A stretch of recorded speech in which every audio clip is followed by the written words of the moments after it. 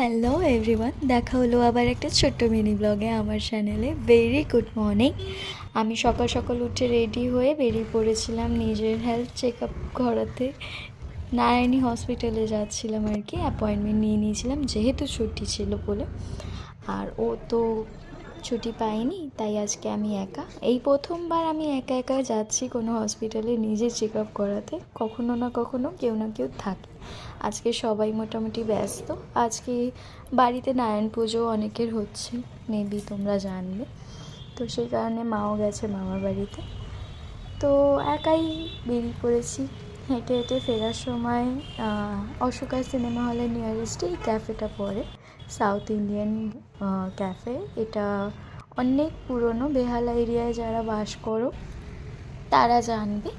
Usually এখানে food খুব ভালো, ট্রাই করতে পারো, কিন্তু এরম এসি হাইফাই রেস্টুরেন্ট নয়, রোড সাইড আর কি। এই যে মাঝরাত স্টেশন পৌঁছে গেছি, টিকিট কাউন্টারটা খুঁজে পাচ্ছিলাম না, ট্রেনে অত সরবরাহ নই আমি। তো যাই হোক, শিখেছি একটু আধটু। আর 2 নম্বর প্ল্যাটফর্মে বজবজ ডাউনের ট্রেনটা চলে আসবে কিছুক্ষণের মধ্যে। তার আগে আমি একটুখানি ওয়েট করছিলাম, খিদে পাচ্ছিল, তাই একটু মুড়ি নিয়ে খেয়ে নিলাম। এই যে মুড়ি খেতে খেতে আমার ট্রেনটাও ঢুকে গেছে। আর এই যে বাড়ির পথে রওনাও দিয়ে দিলাম। বাই, সবাই সুস্থ থেকো।